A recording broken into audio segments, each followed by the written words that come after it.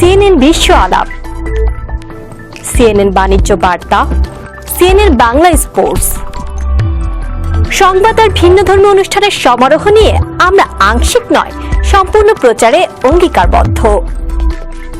CNN Bangla, বাংলার কথা বলে। আমার ভাইয়ের রক্তে রাঙানো 21শে ফেব্রুয়ারি আমি কি ভুলিতে পারি? মুন্সিগঞ্জে যথাযোগ্য মর্যাদায় পালিত হয়েছে আন্তর্জাতিক মাতৃভাষা দিবস।